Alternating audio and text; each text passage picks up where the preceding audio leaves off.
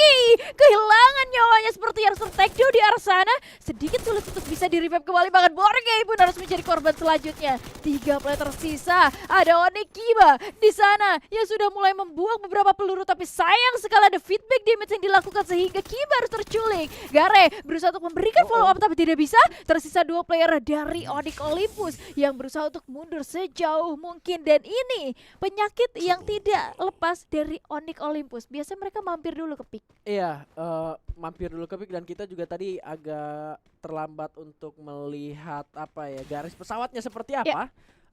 Kemungkinan besar juga nggak nyampe ke arah Cape Town. Kalau misalkan 4-4-nya dari pemain Onyx itu ada ke arah pick. Biasanya kalau emang nyampe ke Cape Town, yang di pick itu nggak semuanya gitu. Nggak semuanya ada di bagian pick, tapi biasanya cuma ngirim gardu doang. Dan sekarang ini cukup sengit untuk Kraken Esports akan berebut area bersama dengan Indostars, dan dilihat di Brainer juga ada peranan tambahan dari Dewa United yang tentunya sudah sangat sadar betul akan tembakan yang sudah dibuka oleh seorang Seon juga, dan sebuah UAV sudah dinyalakan dari arah Kraken Esports mengambil dari sebuah pocket market, dan belum ada serangan yang gimana-gimana banget dari arah Kraken Esports. Karena ternyata Dewa United berhasil mendapatkan 2 pemain dari arah Morph Team. Meskipun Virus tadi sempat tersulik, dan sekarang 3 ternyata bahkan poin kill yang didapatkan oleh Dewa United. Tapi Susana sayang sekali harus terculik oleh 1 pemain dari Indostars. Itu dia, karena pertarungan yang cukup sengit dilakukan di area Sentosa. Termasuk Dewa United Apollo yang sudah mulai kabur sejauh mungkin ke arah Mars Electric.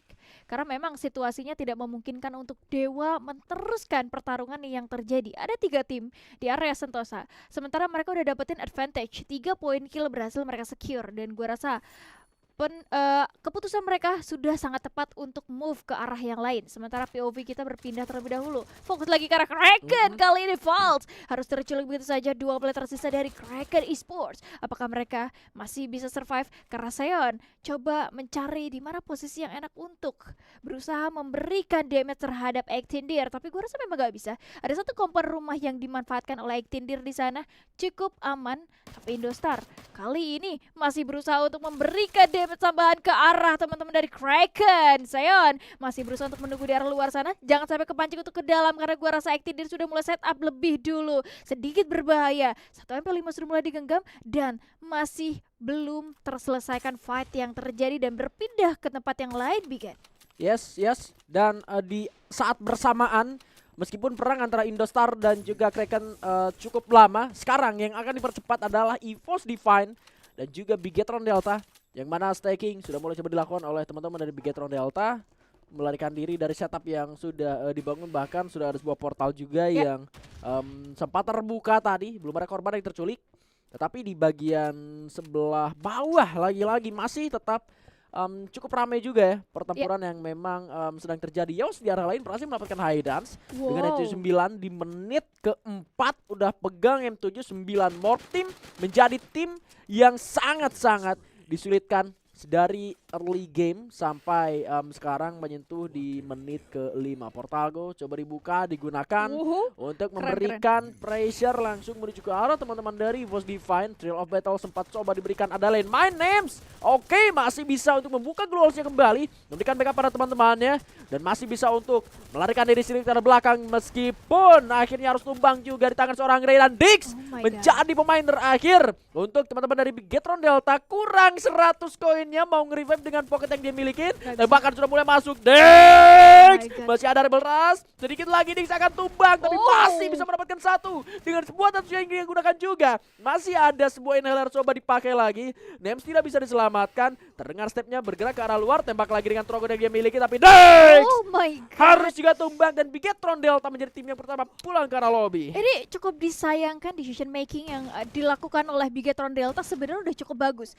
Mereka ngeras ke arah atas arah gentengnya, yang mana posisi mereka sebenarnya tidak sepenuhnya diketahui oleh EVOS Divine.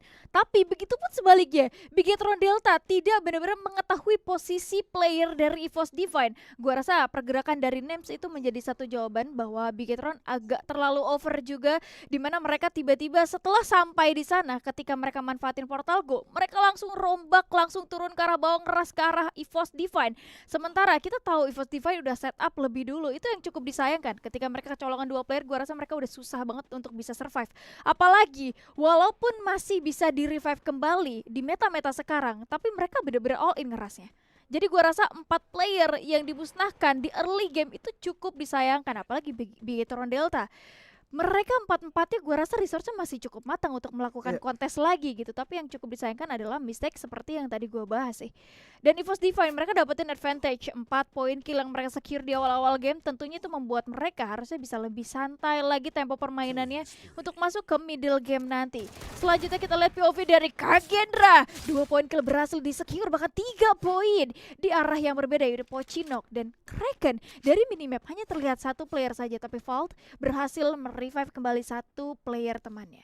Ya, pola permainan Kraken ya cukup bisa dibilang hancur sih kalau boleh gua bilang dari awal. Justru ketika mereka cukup disulitkan dengan pergerakan dari teman-teman Indostar dan Krakennya nggak bisa ngehandle keadaan di arah Sentosa. Nah, justru malah sulit-sulitnya itu ke bawah sampai ke arah middle to the late game. Menurut gue ini juga salah satu puzzle yang harus diselesaikan ya oleh teman-teman dari Kraken Esports. Berbeda dengan kayak taruhlah contohnya kita ambil Indostars, dengan mereka akhirnya juga sudah mengalami kematian semuanya ya dari arah Sentosa. Mereka masih adem ayem dan bisa tetap apa ya, ngeluting anyway gitu loh, meskipun semuanya udah mati. Itu artinya kayak Indostar itu udah paham betul ketika situasi sisa sendiri, tim siapa yang main gitu ya kan, siapa aja yang main timnya, dan mereka harus lari ke arah mana, mereka sudah paham betul. Dan sekarang Kraken juga cukup sulit, bahkan Fast juga di Mars Electric sendirian nggak di dalam keadaan yang bagus gitu. Dan membahas sedikit tentang Indostar sendiri, mereka adalah tim yang sebenarnya secara jam terbang tentu mereka jauh lebih unggul. Apalagi mereka baru saja mentuntaskan FFOS saya kemarin, tentu itu menjadi satu perbekalan untuk mereka. Dan kali ini mereka apply itu di ranah kompetitif untuk lokalnya itu sendiri. Tentunya itu harusnya menjadi satu hal challenge untuk mereka. Sementara Genesis Dogma, wow, walaupun di awal mereka sempat terjadi bentrokan di drop zona sendiri dengan Onyx Olympus, ini momen yang mereka bisa manfaatkan dengan cukup baik. 11 poin kill mereka ambil, mereka kumpulkan dengan cukup bagus, sehingga kali ini pergerakan mereka sedikit demi sedikit melakukan rotasi ke arah pinggiran zona. Karena gue rasa Genesis Dogma memiliki drop zone di area pick itu udah sangat santai sekali. Rotasi mereka nggak akan jauh dari arah pick karena zona nggak akan pergi dari arah sana juga jauh-jauh. Dan kali ini mereka akan berhadapan dengan Onyx Olympus di arah depan sana. Sniper Kiki juga tadi sudah mulai connect. Ini artinya Onyx Olympus sudah mengetahui posisi dari Genesis Dogma, yang kali ini mereka coba bergerak ke arah belakang terlebih dahulu secara bertahap. Karena di arah bawah dari minimap kita lihat ada MBR, 1 playernya terlihat di arah sana. Iya, dan sebetulnya kalau mau